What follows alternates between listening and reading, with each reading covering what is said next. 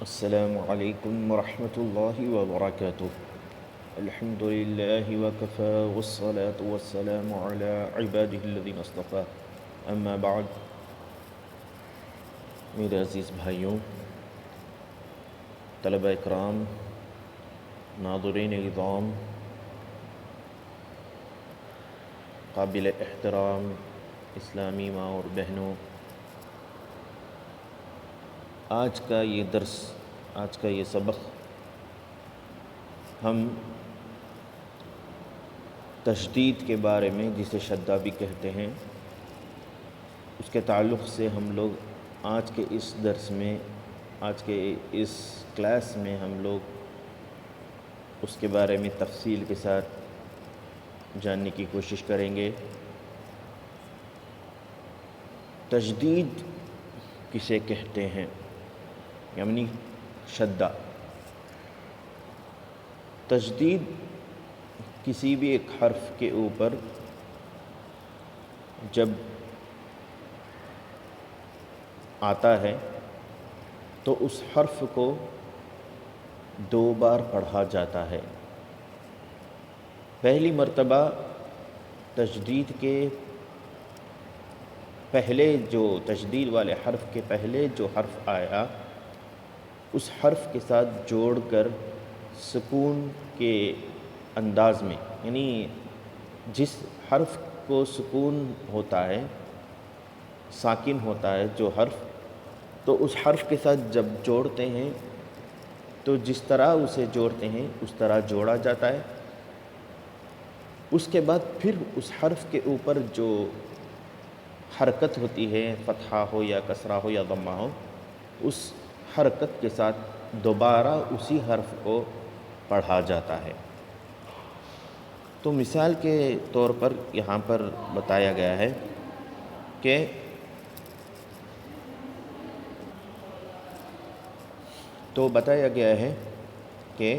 تشدید کی آواز میں ایک قسم کی سختی ہوتی ہے۔ نون اور اس کے قاعدے میں، تشدید کے قاعدے میں اور ایک بات یہ ہے کہ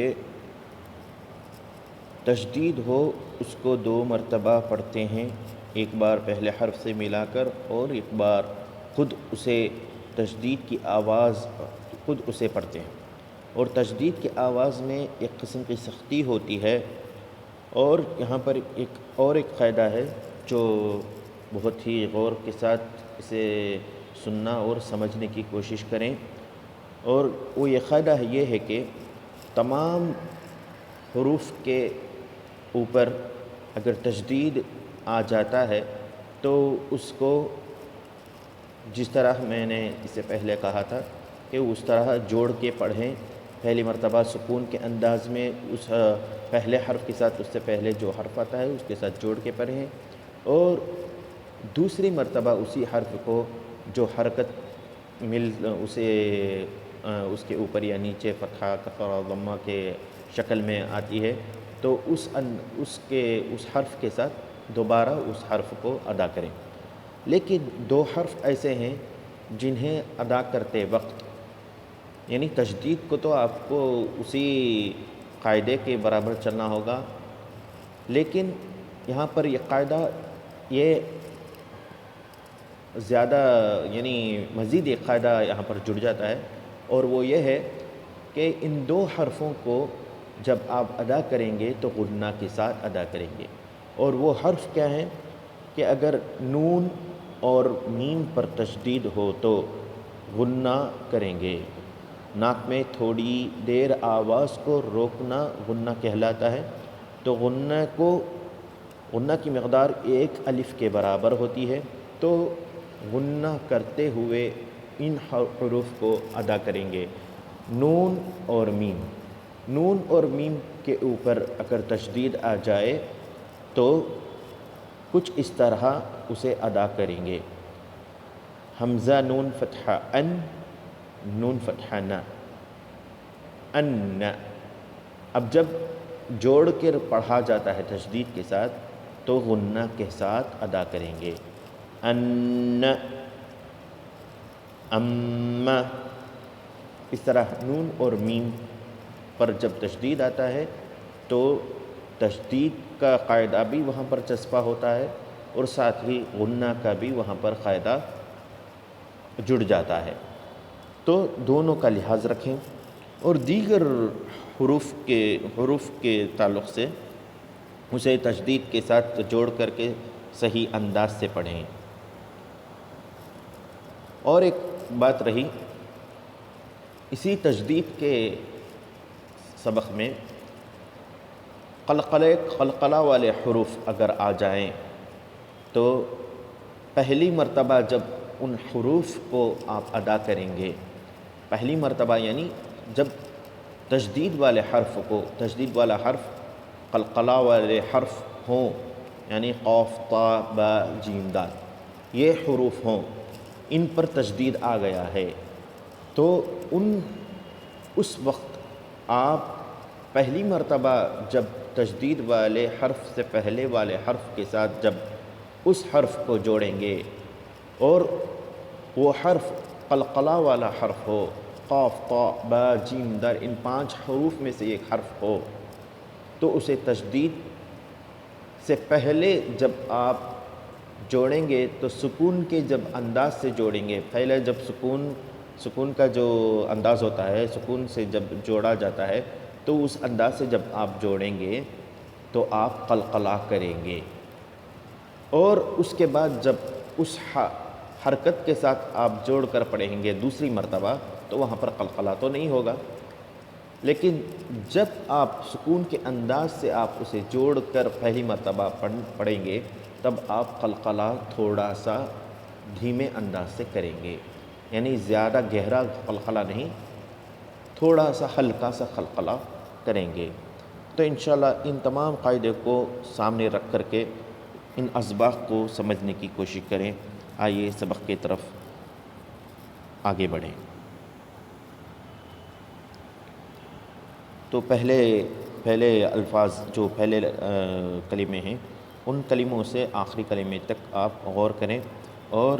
سمجھنے کی کوشش کریں، اور ان اسباق کو آپ مشق کرتے رہیں، ان کا اعادہ کرتے رہیں، ریویژن لیتے رہیں، اور تب ان اسباق کو پڑھتے رہیں، تب جا کر کے آپ کے زبان میں روانگی آئے گی۔ حمزہ با فتحہ اب، با فتحہ با اب، تو یہاں پر دیکھیے با کے قلقلہ کا حرف آ گیا ہے، تو اسے پہلی مرتبہ سکون کے ساتھ جب پڑھیں گے تو پہلی مرتبہ جب اس حرف کو تشدید والے حرف کے ساتھ جوڑ کے پڑھیں گے تو تھوڑا سا ہلکا سا قلقلہ کریں، کیونکہ یہ قلقلہ والا حرف ہے۔ اب، اب، اب، ابی، ابی، ابی۔ حمزہ تا فتحہ ات، تا فتحہ تا، ات، ات، ات، اتی، اتی، اتی۔ حمزہ جیم فتحہ اج، جیم فتحہ جا، یہاں پر بھی دیکھیے قلقلہ والا حرف آ گیا ہے۔ اج، اج، اج، اجی، اجی، اجی۔ یہاں پر دیکھیے تنوین کے ساتھ لائے ہیں تو یہاں پر کوئی دشواری نہیں ہے، پہلی مرتبہ سکون کے ساتھ پڑھیں، سکون ساکن کو رکھ کر کے پڑھیں، اور دوسری مرتبہ تنوین کے ساتھ ملا کر کے پڑھیں۔ حمزہ با فتحہ اب، با تنوین فتحہ بن، ابن، ابن، ابن، ابن، ابن، ابن۔ با با فتحہ بب، با تنوین ضمہ بن، ببن، ببن، ببن، تبن، تبن، تبن۔ جیم با فتحہ جب، با فتحہ با، جب، جب، جب، جبی، جبی، جبی۔ فا عین فتحہ فع، عین فتحہ ع، فع، فا عین فتحہ فع، فا عین الف، فا الف فتحہ فا، معاف کریں، فا عین فتحہ فع، عین الف فتحہ ع، کاف واو ضمہ کو، واو کسرہ وی، کووی، تا واو فتحہ تو، واو الف فتحہ وا، توا، سین جیم ضمہ سج، جیم کسرہ جی، سجی، عین دال فتحہ عد، دال فتحہ دا، عد، فعا، فعا، کوی، توا، سجی، عد، حاضاد ضمہ حض، ضاد ضمہ ذو، حضو، حی، علی، ایاک، ایاک۔ اب یہاں پر جب آپ یا کے ساتھ جوڑیں گے تو جھٹکا نہ دیں، بعض لوگ اس طرح پڑھتے ہیں ایاک نہیں، ایاک نہیں پڑھنا چاہیے، ایاک،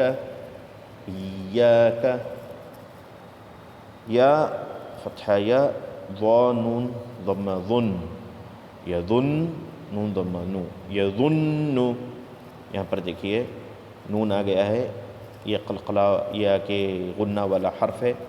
جیسا کہ ہم نے پڑھا تھا کہ نون اور میم کے اوپر اگر تشدید آ جائے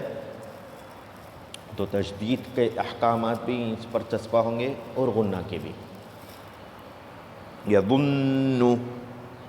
یہاں پر دیکھیں میم آ گیا ہے، میم پر تشدید ہے، یہاں پر بھی غنہ کریں گے، تشدید اور غنہ دونوں۔ ثم، سین یا ضمہ سوی، یا کسرہ ی، سوی، را تا فتحہ رت، سیرت، یہاں پر عین ہے وہاں پر یا تھا، یہاں پر عین ہے، تو بعض لوگ یہاں کیا کر دیتے ہیں کہ یا اور عین میں بہت سا کیا ہو جاتا ہے، حروف کے اندر تبادلہ رئی کے ساتھ کام کرتے ہیں، اور یا کو عین سے بدلا دیتے ہیں، عین کو یا سے بدلا دیتے ہیں، تو یہاں یا پھر دونوں جگہ یا ہی پڑھ دیتے ہیں، پھر دونوں جگہ عین ہی پڑھ دیتے ہیں، تو ایسا نہیں ہونا چاہیے، صاف انداز سے سمجھ کے پڑھنا چاہیے۔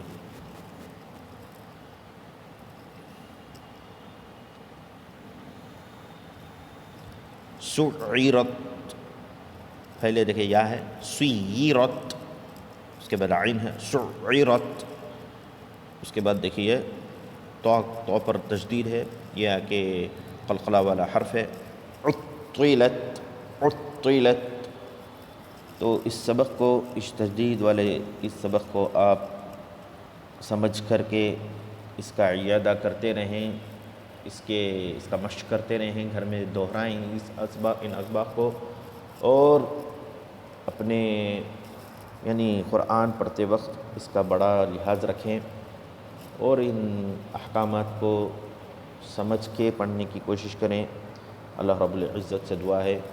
کہ آپ تمام کو اللہ سبحانہ وتعالیٰ قرآن کا سچا قاری اور قرآن کا جو حق ہے اسے سمجھ کے ادا کرنے والا، یعنی قرآن کو پڑھنے والا اور اسے سمجھنے والا